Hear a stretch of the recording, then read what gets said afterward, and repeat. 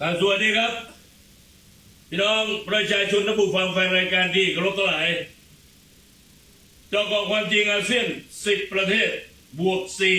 4อันมีประเทศไทยประเทศลาวเมียนมาเวียดนามกัมพูชามาเลเซียสิงคโปร์อินโดนีเซียฟิลิปปินส์บรูไนบวก3ประกอบด้วยประเทศจีนญี่ปุ่นและเกาหลีใต้บวก4เพิ่มอินเดียมา1ประเทศแล้วอินเดียวันนี้ไม่ธรรมดาโควิดอยู่อันดับ2ของโลกผมใส่บราซิลละน่ากลัวมากพี่น้องอาเซียนบวก4ของเรานี่อันตรายสุดๆเป็นอันดับ2ของโลกแล้วที่ติดเชื้อมากที่สุดเพราะฉะนั้นไอ้น้องทั้งหลายต้อนรับมาเข้าสู่รายการเจาะเกาะความจริงของอาเซียนนะ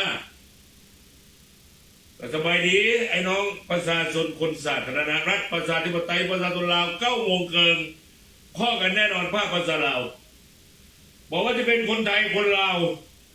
จากทั่วประเทศทั่วโลกบอกว่าที่อยู่ประเทศใดๆในโลกใบนี้คนลาวก็คนไทยที่อยู่ไปทั่วละมั่วมาเลยโดยเฉพาะคนมุ้งไอ้น้องประชาชนคนมุ้งกูรู้ก็แล้วก็บรรดาไอ้น้องลาวกลางกุมุคุณว่าจะไหนเนาะโอรักบาโอรักบาโอรักบาอันนั้นคือหมายถึงว่าsame I love you ส่งความฮักความคิดฮอดไปถึงบรรดาไอ้น้องเราลุ่มค่อยหักเจ้าสุคนหักพี่น้องเราลุ่มทั้งหมดทั่วโลกแล้วก็ฮักไอ้น้องสาวมุ้งกูรู้ก็เซมค่อยหักเจ้าทั่วโลกคือกันแล้วไอ้น้องเรากลางกุมุโอรักบาก็แปลว่าค่อยหักเจ้าคือกันเจ้ากุมุทั่วโลกเจ้าสำหรับคนไทยนี่ผมรักคุณเย้ I love you ผมรักคุณนะรักทุกคนประเทศไทยรักบัดรักศัตรูมูมันก็ไม่ว่าฮักบัดละเอาขนาดเขาบอกฮักแล้วเอาไปสั่งคนนำกันนี่เป็นมนุษย์นำกันคนคือกันไปสั่งกันนี่บ่ได้เด้อมันเป็นทุกข์ความฮักคือความสุขเจือไว้มือนี้มือเลยมาเช้านี้8 โมงคือว่าให้คนไทยฟังแล้วว่าไอ้น้องเอ้ยโควิดมันมาเคาะอยู่ประตูหน้าเฮือนเขาแล้วเจือไว้แล้วนะไอ้น้องคนลาวคนสปปลาวที่ฮักที่เคารพทั้งหลายก็ป้องกันดีสุดแม้ว่าโควิดมาเคาะประตูบ้านว่าอีนีอันนี้รองศาสตราจารย์นายแพทย์นิติพัฒน์ของประเทศไทยโค้ดลงมาแล้วบอกว่าตอนนี้โควิดมันไม่ธรรมดาแล้วมันไปเคาะว่าประตูบ้านประตูเรือนความหมายคือมันไม่ว่าโควิดย่างมาแล้วมาเคาะประตูก็โมเมนต์หมายถึงว่าโควิดเนี่ยมันกระจายไปทางอากาศทั่วประเทศไทย77 จังหวัดแม้ว่าติดเสื้อมัดครบ77 จังหวัด77 แขวงเพราะนั้นมันกระจายอยู่ทางอากาศเจ้าเปิดประตูเรียนเมื่อไหร่ปั๊บฟืดมานี่อากาศมันมาแล้วอากาศนี่มันมาพร้อมกับโควิด19ทางเดียวที่ป้องกันได้คือแมสหรือผ้าปิดปากปิดดังถ้าบอกป้องกันไว้เปิดประตูเรียนปั๊บเข้ามาฟืดเข้าหูดังเข้าปากลงไปปอดกินปอดงับตายคนไทยตายคู่มือเนี่ยไอ้น้องเข้าใจวันนี้ว่าเนื่องจากว่ามีประสบการณ์จริงวันนี้คนไทยติดเชื้อ 9,276 คนว่ะอยู่ในคุกกับปลอดภัยติดคุกติดตารางอีก278 คนติดเชื้อไวรัสโควิดบักพยาธิโควิดตัวนี้ทั่วประเทศ77 จังหวัดได้ไหมว่าตายทั้งหมด72 คนเสียชีวิต72 คนเห็นบอกเพราะนั้นคนลาวเราแม้ว่าน้อยนิดในระดับโลกประเทศไทยมันขึ้นมาอยู่อันดับที่64แล้ว2 มือแล้วนี่64นี่ก็ก่อนหน้านั้นก็อยู่อันดับที่63โอ้แซงมันอยู่อันดับที่พอดีอันดับพอดีแห่งอันดับเลขตัวเดียวแห่งอันตรายครับ ทางเดียวที่ป้องกันกับโควิดได้นี่ผ้าปิดปากปิดดังเขาว่าคนเราถูกต้องเลยผ้าปิดปากปิดดังปิดทั้งหูดังปิดทั้งปากบอกให้อากาศเข้าไปได้หายใจได้พอเป็นอย่างสิบได้เฮ็ดใช้มันเคยชินนี่ยังได้ใส่ตลอดเลยนี่พอใส่แต่เวลาจัดรายการนั้นอยู่ทั้งเฮียนเจ้าของก็ต้องใส่ผ้าปิดปากปิดดังเฮียนก็คือสำนักข่าวทศปสที่มันเป็นทั้งที่เฮ็ดเวียกโชคดีที่เฮ็ดห้องเฮ็ดเวียกอยู่ในเรือนเจ้าของเลยเรือนเจ้าของนี่เป็น2 คูหาตึก2 ชั้นหน้ากว้าง10 เมตรห้องละ5 เมตรห้องละ5 เมตรสูง2 ชั้นก็เลยมีห้องนอนอยู่นี้ห้องนอนคุณเอ๋นี่อยู่นี่อยู่คนเดียวตั้งแต่4 โมงครึ่งคือ16 โมง 30ตอนแรงไปฮอด7 โมง 30ตอนเช้าอยู่คนเดียวตลอดลูกน้องมาเฮ็ดเวียก7 โมง 30ไปฮอด16 30เขากลับบ้านเพราะนั้นเขากลับไปแล้วเขาไปแวะมองในแนวไปซื้อของอยู่ตลาดซื้อนั้นซื้อนี่ก็สั่งลูกน้องว่าเจ้าต้องปิดปากปิดดังจังซี่ตลอดเด้อแล้วมาฮอดสำนักข่าวมาเฮ็ดเวียกเขาเฮ็ดเวียกกัน2 คนเลขาเนี่ยให้นั่งเฮ็ดเวียกอยู่ชั้นล่างอันนี้ว่าเฉพาะเลขาบอกว่าพนักงานอื่น2 คนนี้ก็ต้องปิดปากปิดดังตลอด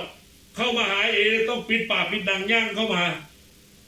อย่าย่างเข้ามาโดยบอกปิดปากบอกปิดดังอันนี้ก็บอกลูกน้องตลอดก็ดีอะเลขา2 คนเนี่ยบอกแม่งสาวหรอกคนหนึ่งก็เป็นเมียตำรวจอีกคนหนึ่งก็เป็นเมียทหารลูกน้องทั้งหมดนี่ละวันนี้ที่เขาเอาคุณหมอด็อกเตอร์ของประเทศไทยเป็นรองศาสตราจารย์ด็อกเตอร์เนี่ยเราบอกว่าบักโควิดมันมาเคาะประตูบ้านประตูเรือนแล้วในประเทศไทยนะเราอาจจะยังบ่ทั่วเพราะประเทศไทยมัน77 จังหวัดทั่วประเทศนี่มันติดหมดแล้วมันนักหนาสาหัสอีหลีเนี่ยมือเดียว 9,276 เจ้าคือเบิ่งว่านี่มันจะครบหมื่นแล้วแต่ละมือติดอยู่ในคุกในตารางกัน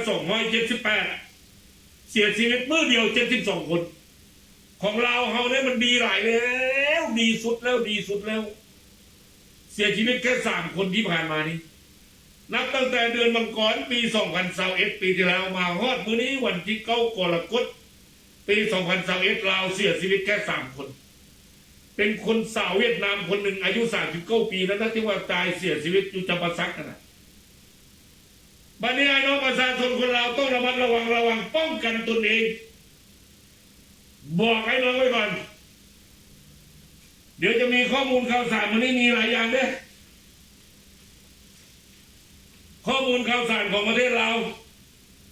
มีจะว่าเรื่องบานแดง5 เมือง6 หมู่บ้านเราเอาเรื่องแผ่นดินไหวเมืองเงินแขวงไชยบุรีเสียหายจังไรเนี่ยว่าต่อเนื่องจากข้อมูลที่นำเสนอไปแล้วแล้วก็การจับเฮโรอีนนี่โทษประหารชีวิตบ่รอดหรอกจับได้ทั้งหมดกับกิโลอ่ะจะมีรายละเอียดให้ฟังกันรวมทั้งสิ่งสำคัญสุดแม่นว่าเรื่องโควิดตอนนี้เขามีเวลาเหลืออีก20 นาทีที่จะเว้าทั้งมึดที่เว้ามานี้ที่พาดหัวข่าวให้ฟังข้อมูลล่าสุดนั่นน่ะบน45 นาทีที่ผ่านมาเรื่องบ้านแดงนี่เป็นข้อมูลที่ได้มาล่าสุดผู้สื่อข่าวของเรารายงานเข้ามาจากนครหลวงเวียงจันทร์อันนี้ก็คือบอกแม่ว่าข่าวล่าข่าวหลังเลยข่าวอัปเดตมาดีล่าสุดแล้วจากศูนย์การแพทย์สุขศึกษาของสาธารณรัฐประชาธิปไตยประชาชนลาวส่วนที่ประเทศลาวแถลงข่าวทางโทรภาพแห่งชาติของเรานั้นก็ต่างหากอันนั้นก็ต่างหากสวมแมสแล้วติดนิสัยลืมเลยพอได้ออกจากปากละสิละพยายามสวมใส่มันเคยให้มันชินพอสวมใส่เคยชินแล้วนี่บ่อึดอัดเลยไม่ได้อึดอัดมีความรู้สึกว่าสบายขอบใจสหายเพชรแม้ว่าโพสเข้ามาแชทเข้ามาเป็นห่วงเป็นใยเซียวสหายเพชร อยู่สวรรค์เขตเจ้าของธุรกิจใหญ่ด้านแท็กซี่บริการไอ้น้องประชาชนและนักท่องเที่ยวตอนนี้ก็แย่แล้วนักท่องเที่ยวต่างชาติเข้าไปหมดเลยสหายเพชรของเราก็เป็นวัวใหญ่สหายเทิดเกียรติบอกว่าสหายเทิดเกียรติอยู่เมืองไทยสหายเพชรอยู่เมืองลาวอุดมการณ์ทางความคิดคล้ายๆกันคือกันนะบอกว่าคล้ายๆแบบคือเลยเพราะว่าเรื่องอุดมการณ์ทางความคิดแบบพรรคประชาชนปฏิวัติลาวของสปปลาวเขานี้คุณสหายเทิดเกียรตินี่แม้ว่าศรัทธาหลายประเทศเราปกครองในระบอบสังคมนิยมภายใต้การนำของผู้นำประเทศคือประธานประเทศประธานทองรุ่นศรีสุริตประธานประเทศแล้วก็ภายใต้การนำของรัฐบาลก็คือประธานพันคำภาวิวัลย์นายกรัฐมนตรีของสาธารณรัฐประชาธิปไตยประชาชนลาวที่ปกครองในระบอบสังคมนิยมอันมีพรรคการเมืองพรรคเดียวว่าต้องมีหลายพรรคคือประเทศไหนพรรคเดียวคือพรรคประชาชนปฏิวัติลาวเจ้าไอ้น้องทั้งหลายสิว่าให้ฟังก่อนก็คือกรณีเรื่องโควิดที่มันมาเคาะประตูบ้านมันหมายถึงว่ามันมาทางอากาศเปิดประตูบ้านพับมันพุ่งเข้าแล้วเข้าหูดังเข้าปากลงไปอยู่ในปอดกินปอดงับแบบบุคคลไทยตายกูมือเห็นบอกมือนี้มือเช้าใน7 โมงเครื่องรายงานก็มาเสียชีวิตไปแล้ว72 คนตอนนี้เพิ่มแล้วมาฮอดเวลานี้คือ9 โมง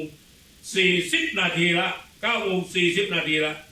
แปลว่ามันตายเพิ่มขึ้นมาอีกแล้วของไทยแล้วนะเจอไว้ฟังไว้ไอ้น้องเท่าไหร่คุณเอ๋เป็นคนไทยแต่ว่ารับผิดชอบงานข่าว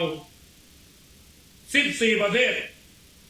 ดังที่ในว่าบอกไปแล้ว10 ประเทศอาเซียนบวก4รวมทั้งอินเดียพร้อมอินเดียมาเป็นอันดับ2ของโลกแล้วรองจากสหรัฐอเมริกาแซงบราซิลเข้ามาอยู่อันดับ2ซึ่งเป็นอันดับที่บดีอันดับ1ในแม่อเมริกันของความเป็นหนึ่งมาตลอดด้านบดีด้านระวังป้องกันแบบโควิดบ่ได้ตีแต่ตายก็ตายหวะของเราเขานั้นเขามีศูนย์จำกัดอยู่ทั้งหมดเท่าไหร่ศูนย์จำกัดทั้งหมดนั้นมีอยู่49 ศูนย์มีผู้ที่ถือกักตัวอยู่ทั้งหมด5,000 กับ 4 คนนะเจ้าในเวลานี้แล้วเวลานี้ประเทศลาวของเขาสปปสาธารณรัฐประชาธิปไตยประชาชนลาวติดเชื้อทั้งหมด 2,469 คนหรือว่าคนเราเขาก็ชี้ว่าแบบทางการแบบราชการว่าติดพัวพันอยู่กับพยาธิโควิด19นี้อยู่ทั้งหมด 2,469 กรณีต้องใช้คำว่ากรณีนี้คือภาษาทางราชการของสปปลาวเจ้าไอ้น้องบอกต่อเฉพาะเมื่อวันที่8เมื่อวานนี้มื้อเดียวประเทศลาวขึ้นมาหลายสุดเลยติดเสื้อเพิ่มขึ้นมาเป็น69 คน69 กรณีหรือ69 คนว่าง่ายๆภาษาชาวบ้านเข้าใจง่าย69 คนคุณเอเป็นผู้ดำเนินรายการวิทยากรหรือว่าโฆษกการว่าการจาออกอากาศบอกว่าจะเป็นทาง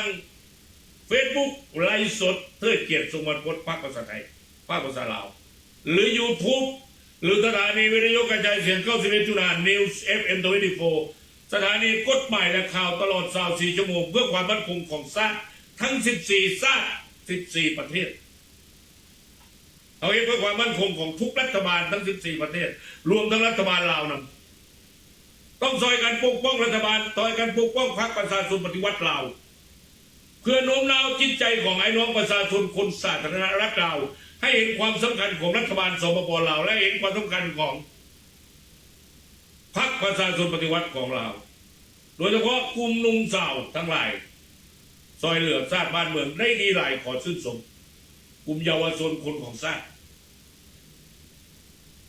มื้อเดียวเมื่อวานนี้วันที่8มื้อนี้ข้อมูลยังออกมาต้องเวลา 14:30 นาทีข้อมูลใหม่ที่มาเพื่อนสิแถลงข่าวAU เมืองไทยแล้วก็เปิดฟังมึงแล้วผู้สื่อข่าวของเราได้อยู่ประจำแต่ละประเทศ14 ประเทศนะเขาจะมีทีมงานนั้นเขาก็รายงานข่าวเข้ามาแต่รายงานมาจากไหนก็ตามรายงานมาตามความซื่อส่วนผู้ที่พิจารณาในการคัดกรองจะมีหัวหน้าข่าวฝ่ายการต่างประเทศของสำนักข่าวสปสเขาจะมีหัวหน้าข่าวฝ่ายต่างประเทศอยู่ที่บางกอก แบงก์ก็อยู่กรุงเทพมหานครเจ้าเขาจะคอยสกรีนแล้วส่งต่อมาให้คุณเทิดเกียรติเดี๋ยวนี้มันการติดต่อประสานงานกันนี่มันง่ายมันสะดวกสบายเพราะมันเป็นโลกโซเชียลมีเดียเพราะฉะนั้นหัวหน้าข่าวต่างประเทศที่อยู่ในประเทศไทยอยู่ที่บางกอกรับข่าวมาจากประเทศลาวประเทศเมียนมาประเทศเวียดนามประเทศประเทศกัมพูชาประเทศมาเลเซียสิงคโปร์อินโดนีเซียบรูไนฟิลิปปินส์และรับมาจากประเทศญี่ปุ่นประเทศเกาหลีใต้ประเทศจีนแล้วก็ประเทศอินเดียแต่ละประเทศผู้สื่อข่าวประจำประเทศต่างๆนี่ก็รายงานเข้ามาแต่ละผู้สื่อข่าวแต่ละคนที่อยู่ในแต่ละประเทศเขาก็จะมีทีมงานของเขาเฮ็ดงานเสียสละในเรื่องการเฮ็ดข่าวเพื่อมวลชนของ14ประเทศนี้ให้เกิดความมั่นคงในรัฐบาลทั้ง14รัฐบาล14ประเทศ10ประเทศอาเซียนบวก4รายงานเข้ามาที่หัวหน้าข่าวฝ่ายการข่าวต่างประเทศหัวหน้าข่าวต่างประเทศรายงานต่อมาที่เลขาของคุณเอราวันนี้2คนนี้รับผิดชอบกันมีเลขาอยู่3คนก็แบ่งกัน14ประเทศรับข่าวจากประเทศละห้านี่2คนนี้รับจาก10ประเทศอาเซียนอีกคนหนึ่งรับมาจาก4ประเทศมันก็เป็น14ประเทศรับข้อมูลได้มาแล้วก็สรุปใส่เลขาใหญ่ของเราข้อมูลมาให้ไอ้เทิดเกียรติได้เว้าตอนเช้าจังสีนี่คือกระบวนการเฮ็ดเวียกเฮ็ดงานการข่าว14ประเทศของทีมงานสำนักข่าวทศพสซึ่งสำนักข่าวที่ตั้งอยู่ในประเทศไทยอยู่ที่กรุงเทพมหานครแต่ว่าคุณได้เกียรติจัดรายการอยู่จังหวัดบุรีรัมย์แล้วตรงนี้ก็เป็นห้องที่คุณได้เกียรติเฮ็ดขึ้นมาเพื่อการเฮ็ดข่าวนี้โดยตรงผมต้องไปนั่งอยู่ที่ไหนการเฮ็ดข่าวนี่เราจะบอกว่าไปอยู่ประเทศใดก็ได้ขับรถไปแล้วนี่หรือนั่งเครื่องนั่งยนต์ไปนี่อยู่ประเทศใดก็ตามสามารถจะรายงานข่าวรายงานสดไลฟ์สดได้ตลอดถึงทางทีวีออนไลน์พร้อมไอ้น้องเท่าไหร่69คนนี้ไปอยู่ใส่แน่ปากคนว่าติดเชื้อ69กรณีหรือ69คนนี้พยายามเว้าภาษาราชการภาษาทางการให้เป็นภาษาชาวบ้านที่ฟังแล้วเข้าใจง่ายอีพ่ออีแม่ไปเท่าพ่อเท่าคุณปู่คุณย่าคุณตาคุณยายไอ้น้องเท่าไหร่หรือว่าคุณลุงคุณป้าที่เป็นคุณเท่าคนแก่พ่อเท่าไปเท่าประตูอยู่ตามไหลเขาซอกเขาต่างๆนะคันว่าภาษาราชกรว่าเป็นภาษาราชกรหรือภาษาราชการของไทยแล้วฟังบอกเข้าใจหมู่เรื่องเพราะนั้นต้องแปลจากภาษาราชการว่าเรื่องกฎหมายกันต้องแปลภาษากฎหมายเป็นภาษาชาวบ้านธรรมดาทั่วไปแบบเป็นลาวกลางนี่ละ69คนหรือว่า69กรณีปรากฏว่าอยู่รวมน้ำตา1คนนักสุดเป็นสวรรค์เขตของสหายคำเพชรว่ะสวรรค์เขตมันว่าติดเชื้ออยู่เวลานี้มื้อเดียววันที่8นี่ใน69คนมันเป็นสวรรค์เขต30คนหลายสุดมันจำปาสัก35คนแขวงคำม่วนมี3คนนครหลวงเวียงจันทร์บ่มีแขวงเวียงจันทร์บ่มีชัยบุรีปลอดภัยแล้วแต่ต้องระมัดระวังกันเนี่ยอย่าประมาทเลินเล่อเดี๋ยวนี้คุณเอจะบอกก่อนบรรดาห้องการตำรวจทั้งหลายบรรดาเจ้าหน้าที่ทางทหารทางห้องการที่รับผิดชอบการตั้งด่านการกวดการนะยังมีคนลักลอบออกจากนครหลวงเวียงจันทร์ไปตามแขวงต่างๆยังมีอยู่ไปได้จังไหนคุณเอก็ยังสงสัยนี่ไปได้จังไหนมาได้จังไหนจากนครหลวงเวียงจันทร์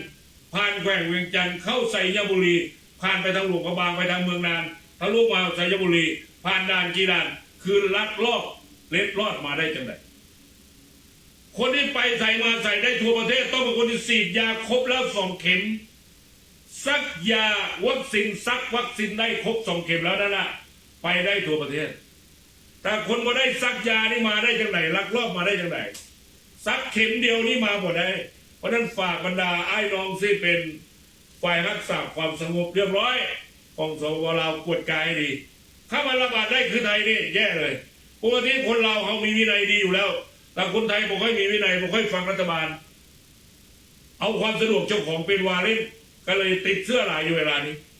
ทีนี้ที่บอกไอ้น้องประชาชนคนสาธารณรัฐประชาธิปไตยประชาชนลาวอ่ะไอ้น้องเขาต้องซอยกันเป็นหูเป็นตาซอยเหลือรัฐบาลซอยเหลือพรรคของเขา ขอบเขตตะเข็บชายแดนบอกว่าจะอยู่ชายแดนติดกับประเทศไทยตลอดแนวนี้เจ้าระวังให้ดีเอาว่าเรื่องไทยนี่ละเชียงรายนั่นก็ประเทศไทยจังหวัดเลยนี่ก็ประเทศไทยเพราะนั้นคนที่อยู่ขอบเขตตะเข็บชายแดนอยู่แขวงต่างๆที่อยู่ติดกับเชียงรายแขวงยังกระทางเมืองไหนก็ตามที่อยู่ติดตรงข้ามกับจังหวัดเชียงรายของประเทศไทยตรงข้ามจังหวัดเลยตรงข้ามกับหนองคายตรงข้ามกับบึงกาฬคือแขวงมฤคำไสตรงข้ามกับนครพนมคือแขวงขมวนตรงข้ามกับมุกดาหารแม่นสวรรณเขตตรงข้ามจำปาสักแม่นว่าอุบลราชธานีให้ระวังไอ้น้องเอาง่ายๆเลยอยู่ริมแม่น้ำคลองตลอดแนวจนกระทั่งตลอดแนวป่าแนวน้ำเหืองของจังหวัดเลยมันจะมีน้ำเหืองขังขวางกั้นอยู่แล้วของจังหวัดเชียงรายนั้นมีบ่อน้ำคลองแต่จังหวัดเลยเนี่ยผมมีน้ำคลองเพราะน้ำคลองลบไปอยู่ในประเทศลาวอยู่ระหว่างไซยบุรีกับหลวงพระบางระหว่างไซยบุรีกับเมืองนานอันนี้กระชับเข้ามาใกล้สุดแล้วเพราะนั้นเขตแดนแท้ๆของไทยกับไซยบุรีนั่นคือแม่น้ำน้อยๆลำน้ำน้อยๆลำน้ำเหืองนะเจ้าหน้าที่ห้องการเจ้าหน้าที่รักษาความสงบของกระทรวงรักษาความสงบทั้งหลายให้มึงให้ดีๆถ้าพบพ่อพี่น้องประชาชนทั้งหลายตาสับปะรดตาบักนัดพบพ่อคนไทยลักลอบมาได้เห็นปั๊บจับเลยพักใส่ส่งให้กลับไปแต่ว่าต้องแจ้งทางห้องการกับห้องการมาบันทึกประวัติไว้อย่างไว้เรียบร้อยใครได้จับเข้าคุกก็เข้าคุกรถกักตัว14 มื้อพอท่านกับพักใดมันกลับประเทศมันกลับไปคืนประเทศไทยอันตรายหลายแล้วจะบอกให้ขนาดคุณเอเนี่ยจังหวัดบุรีรัมย์บ้านคุณเอมันธรรมดาอยู่เมื่อไหร่2 มื้อที่ผ่านมาวันที่7 กรกฎาคมวันพุธนั้น45 รายติดเชื้อจังหวัดเดียวนี่วันพฤหัสคือเมื่อวานนี้8 กรกฎาคม45 รายกัน2 มื้อมาแล้ว45 ราย45 รายก่อนหน้านั้น2 มื้อกับ46 ราย46 รายนั่นคือบุรีรัมย์บ้านเอเพราะฉะนั้นไอ้ที่มาประมาทเลยไอ้น้องเวลามันหน่อยเร่งกับเวลาน่าดูเลยวันนี้จะพาไปเมืองบ้านแดงข้อมูลได้มามึง45 นาทีที่ผ่านมานั้นเป็นข้อมูลอัปเดตล่าสุดจากบ้านแดงนะเจ้าบ้านเด็กขึ้นชื่อว่าเป็นบ้านสีแดงอัปเดตล่าสุดประจำเมื่อวันที่9 พฤหัสที่9วันที่เดือนกรกฎาคมปี 2021เขตบ้านแดงนครหลวงจันทร์แม่นอยู่ทั้งหมด5 เมืองใน6 หมู่บ้านดังต่อไปนี้เมืองไทยไซธานีเมืองไซธานีมี2 หมู่บ้านคือบ้านผ้าขาวบ้านผ้าขาวกับบ้านโนนสะอาดนอกนั้นอีก4 เมืองละคนรวมเป็น6 บ้านเมืองไซเสถาคือหมู่บ้านนาสร้างไทยแล้วก็เมืองศรีสัตนะแม่นว่าเป็นหมู่บ้านโพนสีนวลเมืองจันทบุรีแม่นว่าบ้านดอนแดงเมืองนาไซทองเมืองที่ไอ้ไปเฮ็ดธุรกิจเกี่ยวกับเรื่องของปศุสัตว์เพื่อการเกษตรอันนั้นก็มี1 หมู่บ้านคือบ้านสีเกิดแม่นไอ้ก็รู้จักบ้านสีเกิดว่าเรื่องบ้านแดงไปแล้วเวลามันหน่อยกระชับเหลือ5 นาทีเพราะนั้นก็คนบ้านแดงนี่ก็หูแล้วก็ระมัดระวังคนที่บ่จำเป็นต้องเข้าไปเขาก็ปิดไว้เข้าไปหรอกแล้วคนบ้านแดงจะออกมาก็ออกมาบ่ได้กันออกมานี่ต้องโอ้โหต้องไปขออนุญาตในบ้านคนสำคัญสุดแม่ในบ้านเด้อวันนี้เรื่องต่อไปได้ที่ว่ากรณีแผ่นดินไหวอยู่เมืองเงินแขวงไซธานีบางจุดอยู่ในเขตเทศบาลเลยห่างจากตัวเทศบาลเมืองเงินแค่2 กิโลเมตรซ้ำก็อยู่ในเขตเทศบาลแล้วนะครับเกิดความเสียหายอย่างหลายนะไอ้น้องทั้งหลายคุณเอกก็พยายามที่ว่าให้ฟังพวกข่าวมันหลายที่เขาส่งเข้ามานั่นน่ะอันนี้พยายามคัดเอาไว้เหลืออยู่แค่นี้แล้วนะพยายามคัดเอามาเพราะเวลามันหน่อยกรณีแผ่นดินไหวความเสียหายจากแผ่นดินไหวอยู่เมืองเงินข่าวจากประชาชนมานี้เสียหายหลายบ้านพักบ้านเงินพักบ้านพักของประชาชนไม่ว่าเสียหายอย่างไรเลยไอ้น้อง อิงตามการรายงานของห้องการรายงานและก็สวัสดิการสังคมเมืองในการเก็บกำข้อมูลของคณะกรรมการป้องกันและควบคุมภัยพิบัติในข้างวันที่ 8 กรกฎาคม ปี 2021 นี้บอกว่าในเมื่อวันที่ 7 กรกฎาคมนั้นเวลา 13:43 นาทีมีแผ่นดินไหวจุดศูนย์กลางอยู่บ้านดอนเกตบ้านดอกเกตผมเป็นดอนบ้านดอกเกตเมืองเงินแขวงไซยบุรีจำนวน1ครั้งบ้านเรือนเสียหายหลังใหญ่ๆหลังงามๆแม้ว่าพังลงมาเพราะแผ่นดินไหวโอ้โหนี่ยังโชคดีนะความแรงสั่นสะเทือนวัดได้ 4.9 อิกเตอร์ 4.9 เอกเตอร์ซึ่งมีความลึกจากหน้าดินลงไป 15 กิโลเมตรห่างจากตัวเมืองไปทางทิศเหนือประมาณ 8 กิโลเมตรซึ่งสร้างผลเสียหายและก็ความแตกตื่นให้แก่บรรดาชาวเมืองเงินพอสมควรไอ้น้องโดยเหตุการณ์ดังกล่าวส่งผลกระทบ1บ้านคือบ้านนางัวแม่บอกอ่านว่านางัวบอกนางัวหรือนางัวละเหตุให้เรือนประชาชนเสียหาย1หลัง1ครอบครัวจำนวนพลเมือง4คนแม่หญิง2คนผู้ชาย2คนมูลค่าเสียหายทั้งหมด17 ล้านกีบส่วนบ้านอื่นๆแม่มีความเสียหายเล็กน้อยนี่ยังโชคดีที่ไอ้เอจะบอกว่าเป็นอย่างคือว่าโชคดีที่ว่าอยู่ลาวเฮาบ่มีว่าตึกสูงคืออย่างบางกอกของประเทศไทยสูงเป็น100 ชั้นก็มีวะบางกอกประเทศไทยถ้าเจอแผ่นดินไหวแบบเมืองเงินอย่างซี่แล้วก็ 4.9 เรกเตอร์ในบนเหลือแล้วว่าพังทลายลงมาเลยคนที่ไปซื้อคอนโดในบ้านว่าคนหนึ่งนี่ทีมงานได้น้องรุชินาถทรงบรรพตนี่ไปซื้อคอนโดบอกแล้วเตือนแล้วบอกฟังนี่จะไปซื้ออย่างไปอย่างผมมาซื้อดินอยู่แถวจังหวัดบุรีรัมย์นี้ไว้กรุงเทพบางกอกคนก็สิหนีหมดแล้วก็ไม่อยากอยู่แล้วแผ่นดินมันสุดสุปีเองว่ามาตลอดน้ำท่วมหลายเวลาฝนตกแผ่นดินมันสุดหลายว่าบอกฟังทีมงานไปซื้อคอนโดอยู่กันนะสูงกันทั้งมันมาแผ่นดินไหวแบบประเทศลาวแบบเมืองเงินนี่บนเรือเราถล่มลงมามันตายหมดวะไอ้น้องเอ้ยพอบันทึกเอ็นเทสของเวนเทสว่าเวนเทสของอเมริกาที่ถูกผู้ก่อการร้ายบังคับยนต์ซ้นตึกพังทลายลงมาไม่ว่าตายเกือบหมดวะไอ้น้องเวลามันหน่อยก็ต้องว้าวแล้วเฝ้าไปอย่างเร็วนั่นแหละอีกเรื่องหนึ่งที่ยังว้าวค้างอยู่เวลานี้เหลือเวลานาทีเดียวจับเฮโรอีนได้อย่างไรข้อมูลนิดนึงทันบ่เวลาทันบ่เบิ่งได้น้องได้การค้าการขายเฮโรอีนเนี่ยโคตรประหารชีวิตอยู่แล้วจับได้หลายนะเจ้าว่าไว้ฟังแล้วก็หูจักย่านกันเนี่ยให้ระมัดระวังซอยกันให้ดีเดี๋ยวไปเบิ่งก่อนอยู่ใส่นะเตรียมข้อมูลไว้อยู่ตรงนี้พอเวลามันเร่งมาพอเวลาเร่งมาพระมิตรจะหาพ่อได้เนี่ย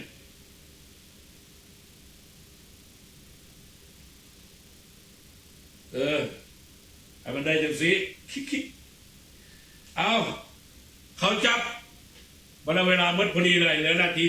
เหลือพอถึงนาทีละจับเฮโรอีนจับได้หลายครั้งว่าอยู่ในประเทศลาวคนนั้นว่าภาพรวมเลยไอ้ว่าได้จุดเมืองจุดบ้านไว้ว่าจับได้อยู่เมืองอย่างมันมีอยู่ในข้อมูลนี้คือว่ามันจะหาได้ง่ายๆวะเดี๋ยวเบิ่งกันเด้อเดี๋ยวเขาไปตัดต่อก็ได้เดี๋ยวเปิดเบิ่งไปเรื่อยๆก่อนมันมีข้อมูลอยู่แล้วก็อีกเรื่องหนึ่งในว้าวรอจะหน่อยกรณีของผู้เก้ารักกันเดินทางเดินอย่างนี้ที่เดินทางโดยขับรถใหญ่ไปนี่ระวังได้อันตรายหลายนะครับเพราะว่าอย่างพอดินมันจะสไลด์ลงมามันจะเกิดอุบัติเหตุได้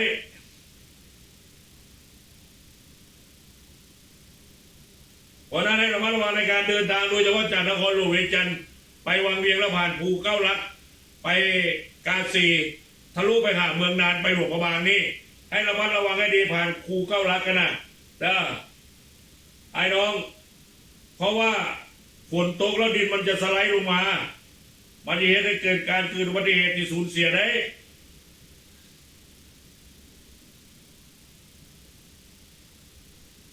อันนี้ก็มีการจับรถผู้ที่โจรลักรถจักรรายใหญ่แล้วก็จับได้แล้วโอ้มีข้อมูลหลายเนี่ยไอ้เขารายงานเข้ามาในข้อมูลหลายครั้งเนี่ย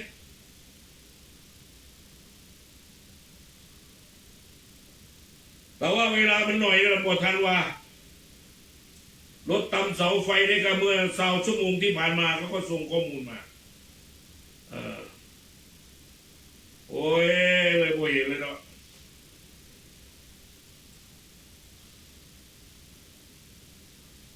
ก็ไปซอยเหลือผู้ประสบภัยน้ำท่วมแล้วก็มีรายงานเข้ามาคือกันเอาละอันเป็นว่าก็มีกรณีการแจ้งเตือนพายุเวลามันหมดแล้วน้องเอ้ย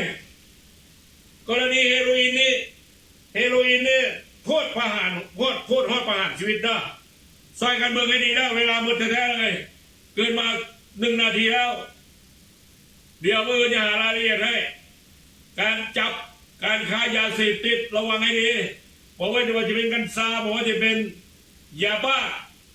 หรือยาม้าบอกว่าจะเป็นเฮโรอีนหรือจะเป็นอะไรอย่างก็ตามที่เป็นยาเสพติดในประเทศเราโทษประหารชีวิตด้วยฮักและห่วงใยสังคม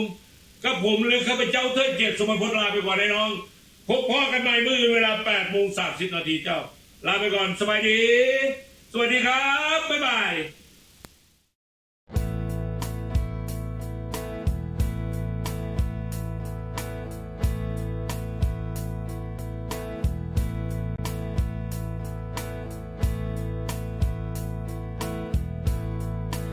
ฉันรู้ว่าเธอเหนื่อยมากมายเท่าไหร่ฉันรู้ใจเธอสู้ไม่เคยจะหวั่นไหวสิ่งเลวร้ายที่เข้ามาไม่ทำให้ใจเธออ่อนไหวไปได้เลยฉันขอเป็นคนหนึ่งคอยมองจากตรงนี้เพื่อที่ฉันจะส่งแรงใจที่ฉันมีให้เธอก้าวข้ามพ้นผ่านวันร้ายๆเพื่อพรุ่งนี้เราจะได้เจอวันใหม่เราทุกคนยังเป็นแรงใจให้เธอนะเราทุกคนยังมีความหวังในหัวใจเราทุกคนจะผ่านเรื่องร้ายในครั้งนี้ไปขอแค่เรา